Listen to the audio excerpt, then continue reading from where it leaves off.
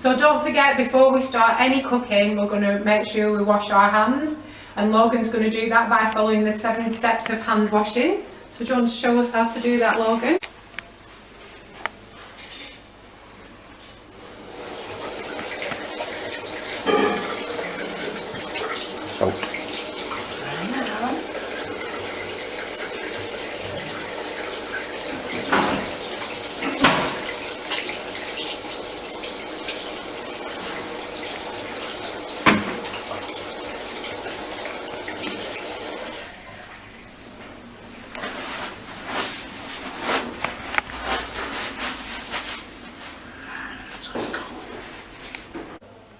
Hello and welcome to the Larders Kids in the Kitchen. My name's Laura and this is Logan, who's going to be helping me today. We're going to be making a carrot cake.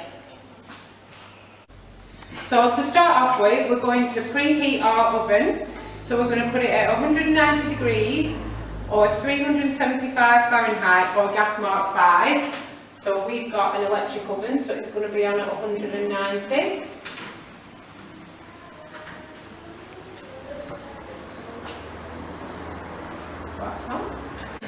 So we're going to grease our baking tin. You might want to line it with some baking parchment or some tin foil, but this is quite a new one and it's quite a good non-stick one, so we can just grease it with some butter, or you can use some oil from your recipe. Whilst we're here, we're just going to go through the rest of the equipment. So we need a bowl, a sieve, whichever size you've got, a wooden spoon, a spatula, a grater, a wire rack to cool your cake. If you don't have this, you could check inside your grill pan, because you sometimes have one in there which you could use. And we need a chopping board, a grater or peeler, and a knife. So now we'll just go through the ingredients. We're going to use some self-raising wholemeal flour. We're going to use baking powder, which is here, mixed spice, 2 medium carrots which we're going to grate and peel, 2 eggs which we've got in the fridge, we'll get them out when we need them, 50 grams of sugar, 50 grams of raisins, 50 grams of desiccated coconut, and 3 tablespoons of sunflower oil. And you might also need some milk, so I've just got a little bit of milk just to check if your cake isn't moist enough. You can just add a little bit of milk to make it a little bit wetter with your ingredients. If you want to put some icing on your cake, you don't have to, because it is really nice on its own, but if you want to, you're going to need 150 grams of icing sugar and 75 grams of cream cheese, and then you mix those two together, and we're going to decorate it with some mini eggs. You might want to put Smarties on or something else, Easter it, or just some hundreds and thousands. It's entirely up to you. Go and get your knife in your hand. Right. So Logan's going to show us how to peel and chop the carrots, and then he's going to grate that afterwards. So Logan, do you want to get the carrots ready for us? Yep.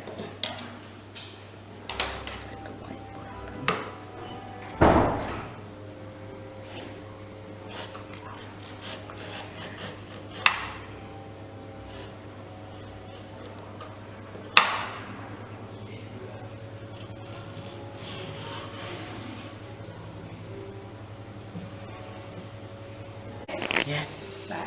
So Logan's going to show us how to grate the carrot now. So make sure that when you are grating and peeling the carrot that you're really safe and you keep your fingers out of the way, and make sure you try and hold on to the end of the carrot that has the root on it, not the root, that would normally have the leaves on it, because that's a stronger part to hold on, and keep your hands out of the way when you're grating, so always go down.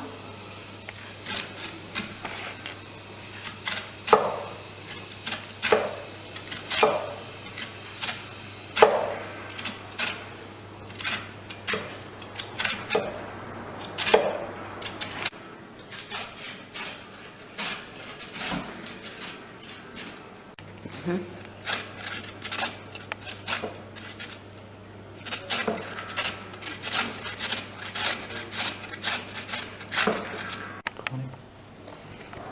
this is what our carrot looks like when it's been chopped and grated, and we've whisked 2 eggs into a little bowl there just so it's easier to put into our bowl when we put all our ingredients together. So now we're going to weigh out our ingredients, or rather Logan's going to weigh out our ingredients. So we're going to start with the dry ingredients because they all go in the bowl together to start off with. So we're going to weigh out 100 grams or 4 ounces of our wholemeal self-raising flour. So do you want to do that, Logan?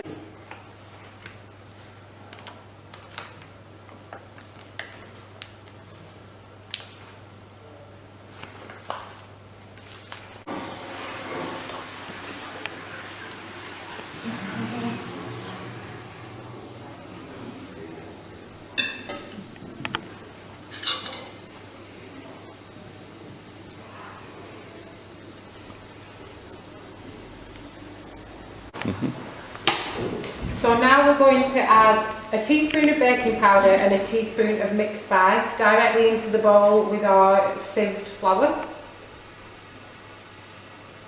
A little bit less than that, because that's a heaped teaspoon. That's better. And then the same of the mixed spice.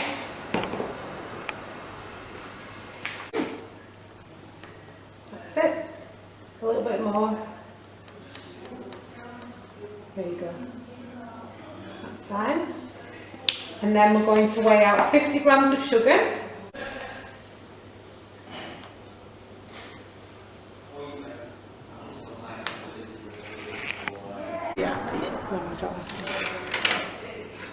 So now you want to give that a mix together so that all the spices and the sugar and the baking powder all gets combined with the flour. So that's all nice mixed together. So now we're going to add the desiccated coconut and the raisins. So we need 50 grams of each. So 50 grams of the coconut.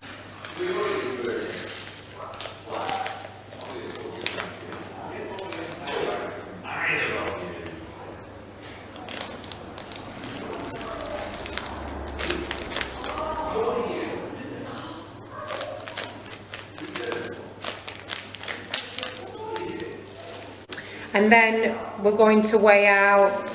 There's a lot of coconut. I know, but it's quite light, isn't it, because it's dried. So now we want to weigh out 50 grams of raisins.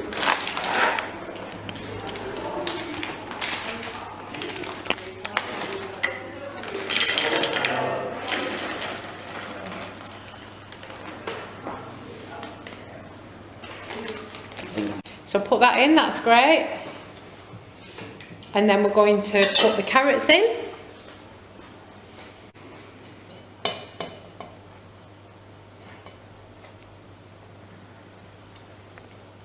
That's it. Add it all in. So this is a good cake to make because you can just throw all the ingredients in together. And then we need the big tablespoon. Right.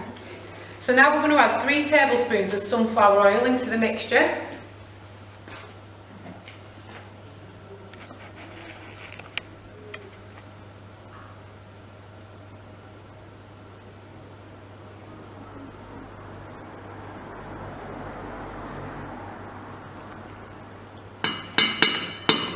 So when we've added that, we're going to use our wooden spoon to combine all those ingredients together. So we're going to mix that all up, and then while we're mixing, we're just going to check and see whether that liquid is enough to make. By the look of it now. A little bit of milk, but not really much. A little drop. So we're just going to add a little bit of milk. So just do this bit by bit because you don't want to put too much liquid in and it end up being too runny. So if you just pour some, Logan, and I'll tell you when to stop. So that's enough for now, and then give that a good mix together. And you can always add more if you need it.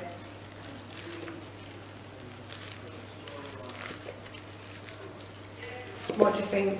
Does that look like it's enough? So when your ingredients is all combined together like this, that's what it should look like. We put a little bit of milk in, but you might not need that in your ingredients. So now I'm just going to transfer it to our greased baking tin. And you might need somebody to help you with this because it's quite heavy. So get somebody, one of your helpers to help you. Maybe they can hold it or they can scoop it out. And if you have a spatula like this, you can use it to get right in there, get everything out of that bowl.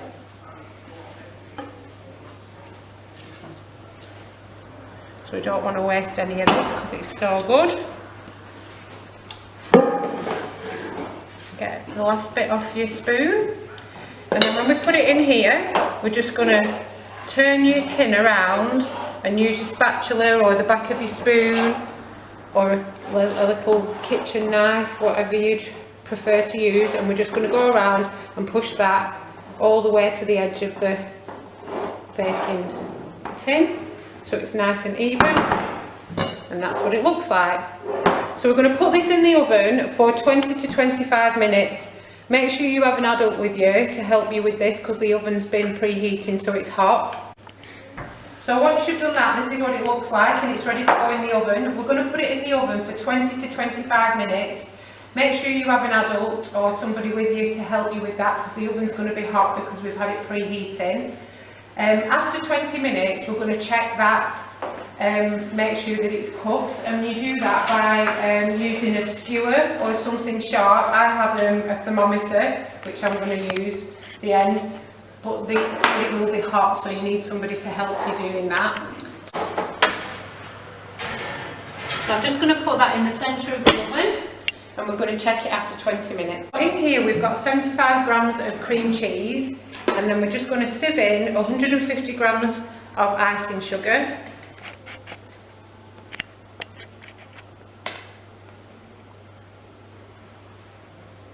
We sieve it because you can get quite a few lumps in the icing sugar, and then that makes your icing a little bit lumpy. I've only got a small sieve here, so it is kind of going all over the place, but it'll be fine when we mix it all up. And if you have any of those little lumps in the bottom, you can just use your spoon or your spatula to push them through, so we don't waste anything. And then we're just going to push the cream cheese down so that it combines into the icing sugar, and it will look like there isn't enough cream cheese and that it's never going to mix together, but it will slowly just start to come together and absorb all of that icing sugar. So you can just keep stirring and pressing it, and then when it starts to come together, then you can beat it together so it's nice and combined all together like this. And when it's that consistency, it's ready to go on your cake. So you can just set that aside for when your cake's cool and ready to be iced. So our cake has been out of the oven for about half an hour now, cooling. It took 22 minutes to cook. I checked it with, I use a thermometer because I don't have a skewer, but if you have a skewer or a sharp knife, you just go in the centre of the cake while it's still warm and cooking, and when you pull it out, if it's totally clean on the skewer, then you know that it's ready. So from 20 minutes onwards I'd check it, and then just give it a couple more minutes if it looks like it's not ready. So it's been on the wire rack cooling. We're just going to put the plate on there and then turn it upside down so it's the right way. And then Logan is going to decorate it for me with the icing and the mini eggs. So Logan. Right, so Logan's just going to put the cream cheese icing on top with the spatula, and he's just going to smooth it over the top of the cake. So if you want, Logan, you can put the whole lot on in one go and then smooth it out on top.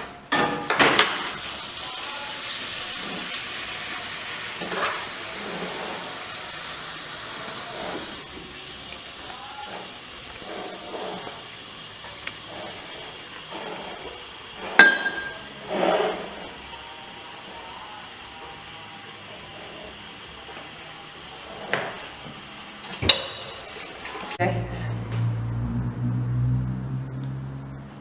It all makes sense.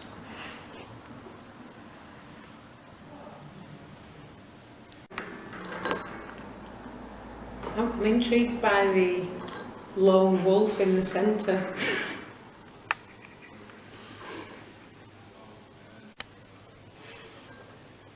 What? You can't judge me. What is it? I wanted so quiet and so.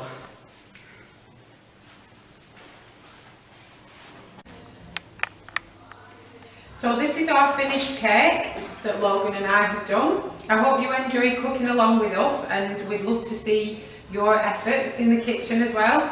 Make sure that you clean and tidy up, don't give it to somebody else to do. So happy Easter everybody, and enjoy.